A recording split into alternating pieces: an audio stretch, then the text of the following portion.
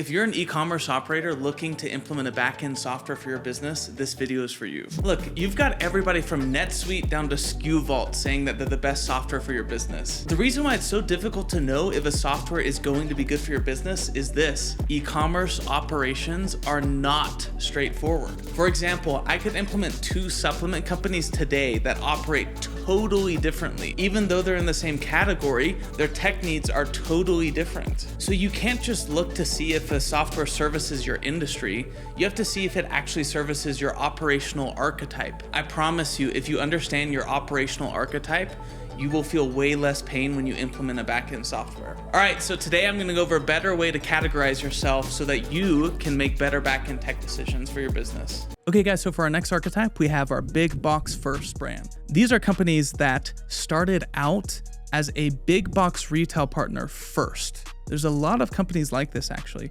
and it deserves its own separate archetype video. Basically, you prioritize the entire operations of your business early on around big box retail and wholesale, and then you get into direct consumer sales later on. It's a very different type of business actually. And there's a lot of companies that are getting underserviced on the tech side because their operational evolution is just very different. And there's a lot of companies that can't handle the specificity of their complications, their complexity. So again, we have our complexity over here on the y-axis. We have our milestones over here on the x-axis.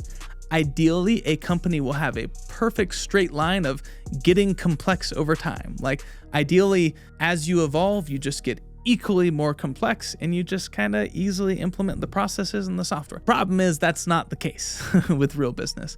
A lot of these phases, your complexity curve gets really steep and it's very difficult to find tech that will service that relative to your stage. Okay, so for this archetype, it starts out a little bit differently. Instead of just developing a product, throwing it on Shopify, and just slowly growing over time, they get a big opportunity with a big box retail. Maybe it's through a connection of a friend, or it's just this guy knows a guy that gets them into, for example, let's say this is a chocolate brand and they get them in front of the Costco buyer. And it's like, hey, we have this niche chocolate. It's like super healthy and amazing. You should definitely buy it. And lo and behold, the Costco buyer actually bites on it. Like they actually get a big PO from Costco that they can source from China and deliver to them. Wow. I mean, that actually used to happen a lot in the day. And in fact, a big concentration of these brands are brands that started like in the 90s or early 2000s, which traditionally had to go that route. Like you had to create a product and you sold it to big box retailers. And then you later on get into direct to consumer. So this is how they typically get started. So you get your first retail contract in your exploration phase. You're just like, I got this product. It's pretty cool. Like, where do I sell it to? So you get your first retailer in your exploration stage. And after that, you're really just looking for your second account. So your complexity during your exploration stage it's pretty straightforward. Like you're a scrappy entrepreneur, you're getting one PO at a time and you're simply fulfilling that PO. And you just have one retail account and you've expanded to your second account. That's your exploration stage. And that's what that looks like. So you as a founder can handle most of that complexity. Like you're hardly making any money. You're doing everything yourself. You're just sending it through a 3PL as a pass through to get it to the distribution center of Costco and your second account. And that's it. Rinse and repeat when they see the product sells well and they crack a bigger PO. So as you start getting more and more retailers though, this is where it gets a little bit more complex and you start trying to optimize your channels. So this is typically when you go to for example, like a well-known distribution center that specializes in distribution for big box retailers.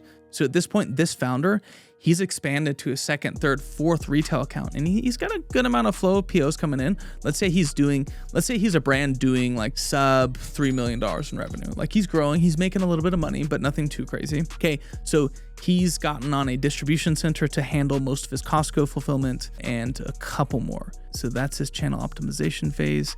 And even at this point, it's not too crazy. He's got three retail accounts and he has a distribution center. So honestly, at this point, he's not even using much EDI. He's probably manually just sending that order that he got from the portal from SPS, sending it over to the 3PL, communicating with the buyer. Probably doesn't need complex EDI at this point, and he can handle most of the stuff by himself. So this right here in the expansion phase, these brands actually get a lot more complex in the later stages. So let me explain this. this is where these brands start feeling a lot of pain. Up until this point, really their distribution centers and emails and Google Sheets has been able to solve for most of their problems, like their supply chain visibility issues. This blue line is what really the tech has been able to serve up to this point. Now, once you get to the expansion stage, this is where things start to break, okay? Once you finally say, you know what, I'm gonna start selling direct to consumer. So they find another 3PL that will do Amazon prep, FBA prep, do FBM fulfillment, and sell on their Shopify store. And they start putting a good amount of money into this. So now, before they know it, they are running also in the expansion of their products, an expansion to say specialty retailers and maybe more big box retailers. Now, before you know it, they have 3 distribution centers that they need visibility into. They have an additional one that's doing their e-commerce fulfillment. They have multiple products that they have to forecast for at multiple distribution points. And all of this is all over the place. So see this blue line?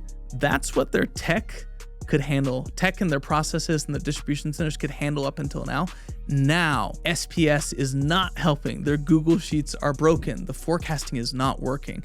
And all of a sudden, they need a solution that will handle their specialty retail stores, that will actually automate all of their EDI processes, that will plug into every single one of the inventory systems of the distribution centers and the e-commerce 3PL, that will actually help them purchase and distribute the inventory across all their different channels so that they can stay in stock and optimize. So this is where that pain comes in, and this is where we see a lot of customers come to Luminous. So this stage is a perfect fit for Luminous. And the reason why is what you need from a technology platform at this point is automation of all of the EDI embedded into your existing tech stack. So for example, you need an EDI that will be able to pull in the order, auto-generate an invoice, approve it, send the out of stock or in stock notification to the supplier. When you ship something out, sending the AS in to the supplier, sending an email of the invoice to the buyer, all those fun things that you have to do manually and SPS doesn't quite do. You need a system that will come front of line and automate all of that for you through all of your retailers. You also need something that will plug into all of your distribution centers and your e-commerce 3PL and put it in one spot. So Luminous does all of those things, and we are the best multi-warehouse, multi-distribution point replenishment and forecasting software. And the best part about it is we also don't break the bank. So we don't charge upfront integration fees, and we also don't charge implementation for this archetype specifically, because a lot of the integrations that we have are already native to Luminous, or we are with integrations partners that make this pretty easy for us. So if you are this archetype and you have expanded to direct consumer sales, then I would think about talking to Luminous. We can solve a lot of the issues that come with your specific complexities, and we can do it at a cost that doesn't break the bank. So yeah, book a demo if you are one of these brands. Thanks.